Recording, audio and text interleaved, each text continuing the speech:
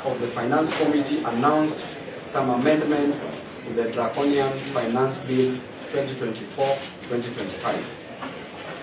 From the outset, it is important to note that the process of development of the Finance Bill has happened exclusively under the remote control of the President, to the exclusion of members of Parliament from the opposition, concluding in today's PR exercise at State House that comes. The Finance Bill is purely their baby.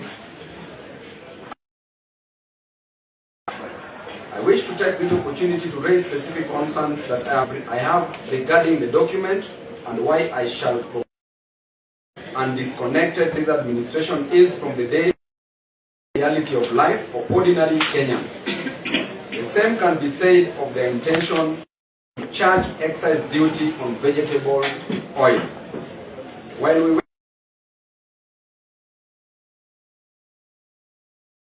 the most significant cost in the value addition of sugar, demonstrates how haphazard the Polish products will place an undue burden on the people of Kenya.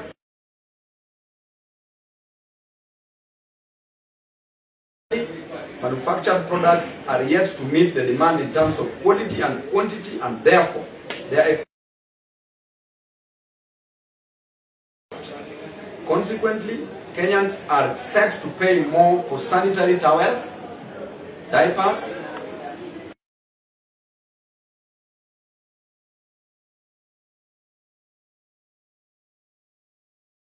to condemn the mass arrests of peaceful protesters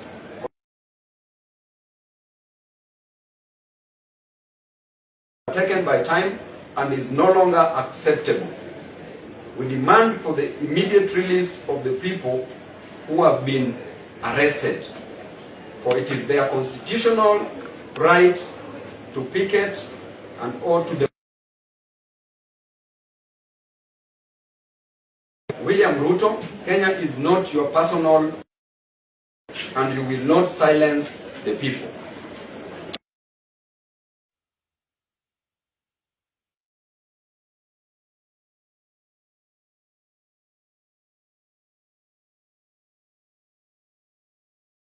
In his individual capacity for gross violation of the freedom of speech and the right to picket and protest, which is enshrined in our Constitution 2010.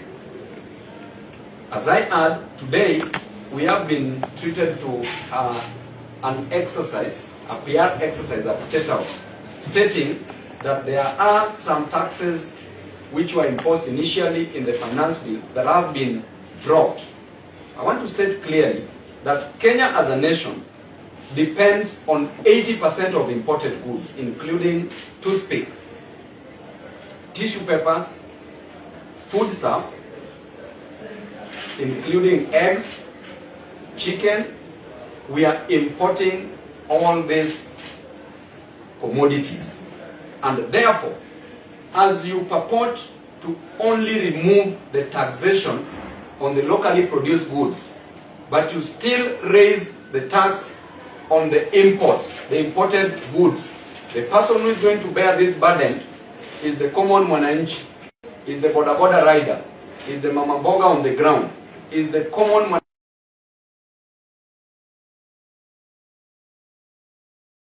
This is still going to raise the cost of living in our country. We are not going to accept to take it lightly, and we are urging Kenyans to still come out in large numbers, congratulating them for the demonstrations that they've held in Nairobi today. And we urge all Kenyans from different parts of this country to come out, from every ward, from every constituency, from every sub-county, from every county, and the nationwide demonstrations should be held in a very coordinated way and manner to show this regime that the power belongs to the people. That Article 1 of the Kenyan Constitution gives us the mandate, gives the people the mandate, that the sovereignty only belongs to the people and nobody else. Ruto, being the president of the country, has a fiduciary duty. He's only holding this seat in trust for Kenyans, this seat does not mean that it is his personal property. And therefore, without the removal of the taxes on the imported goods, which is further going to raise the cost of living, therefore, demonstrations must just proceed as they've started. We will soon join you in these demonstrations after our debates.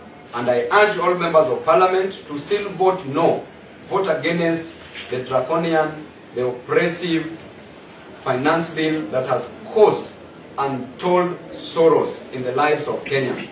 In our education sector, we want education to be made free. We want free education at the high school level. We want free education at the university level. And we also want free health care. We want health to be made free because Kenyans are suffering. It is not just about creating a problem and then having a solution for that problem, as we've experienced today by the president. This cheap PR we will not allow. You are only allowed to rig elections, but you cannot rig an economy. You cannot rig development. And now we are waiting for you.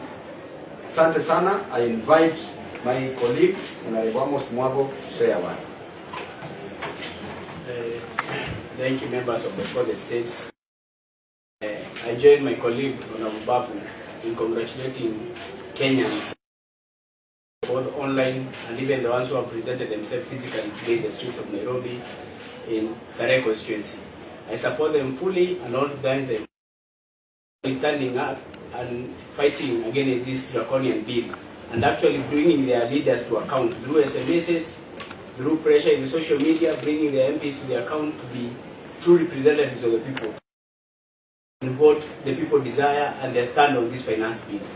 We support the people's stand on we are rejecting the finance bill in totality, and actually we join in condemning the police for actually harassing people who are purported to be their bosses. The voters are the ones who are being taxed so that the government run. They rely on the taxes from the people who are demonstrating today, and it's very impunitive to actually punish the people who are your bosses. As you keep on telling us that you respect your bosses, you should start by respecting your bosses. If you are making decisions that harass, that do not favor your bosses, you should respect those decisions.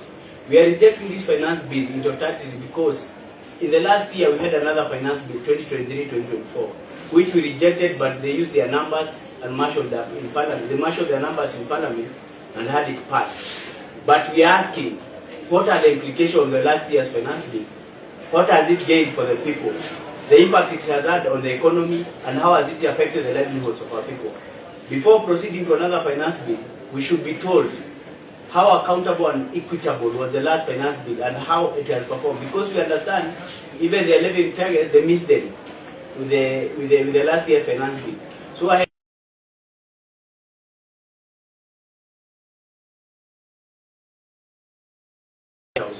it was done by a group of MPs from the Kenya Kusha government and the president and his cohorts. We are not aware of what amendments they have done, and that is why we are saying if they have done some amendments, we are asking the speaker to suspend the debate, the tabling of that finance bill today, and we are asking for the Committee on Finance to go back and redraft a new finance bill and bring it back to the people for them to collect fresh ideas from the people and public participation to happen again, so that there's no rush in passing this bill. Let Kenya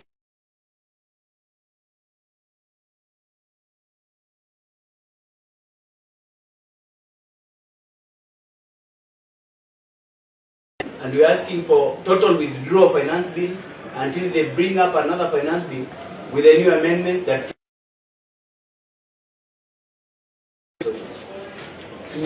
question. I just wanted to know, you said an ambassador helped in drafting the current finance bill.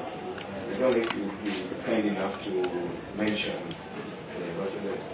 About that, we are still getting sufficient information, and we are going to release. It is not just one person, but several of them, and we are going to remove a list of those who helped in drafting single-handedly this finance bill.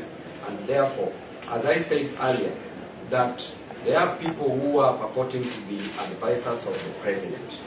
But it is very unfortunate that the president does not listen to even his advisors. We said earlier that he advises his advisors on how to advise him. And because of that, the only public participation that the president will listen to is public demonstration. Any other question? Yes. Mheshimiwa, swali langu litakuwa rahisi na kabisa. Je, unaweza kueleza Wakenya uamuzi ambao umesema kwamba unaenda kupinga mswada wa fedha ambao tunavitumia hapa nchini Kenya, bei zao zitaenda juu. Bei zikienda, hataweza kununua bidhaa hivi kwa bei iliyo ya chini, so maisha bado itakuwa iko hapa chini. How do you talk on a national television and say clearly that things like diapers and pads are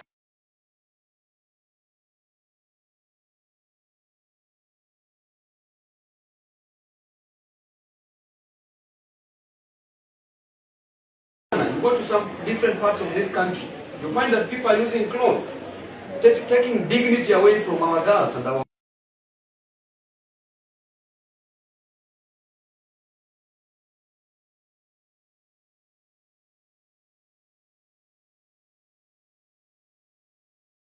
on the ground. 60% of our women and our girls cannot afford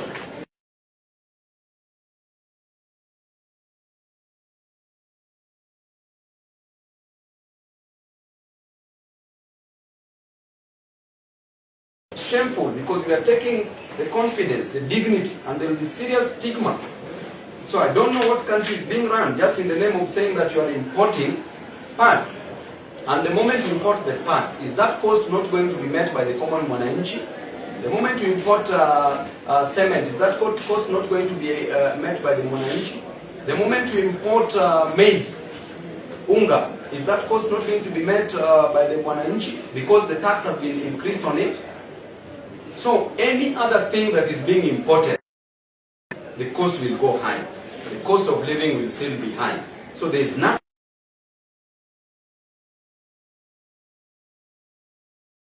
State House.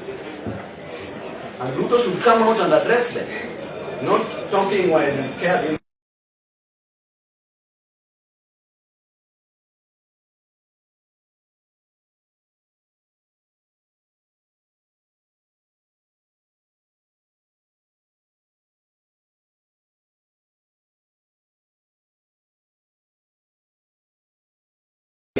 We are given the wananchis the power to protest and demonstrate, because every other time when demonstrations are called in this country, the political class tends to assume as the opposition are mobilized. But today it was purely out of the goodwill of wananchi. The people have come out with zero mobilization. They have come out to the streets to demonstrate on their own. We did not want to interfere with the process because we didn't want it to be labeled an Azimio demonstration plan. They have seen Kenyans themselves come out and demonstrate against this finance bill, and I think the main yes, the people are tired now. And as the general of Sare constituency, we have given them freedom and power to demonstrate in this constituency of mine, because my people have to express. They have the right to picket. They have the right to express whatever they think about this finance bill. And as their leaders, their general, I'm at the forefront with rejecting this finance bill and saying no to this finance bill. And it's only good that they have also come out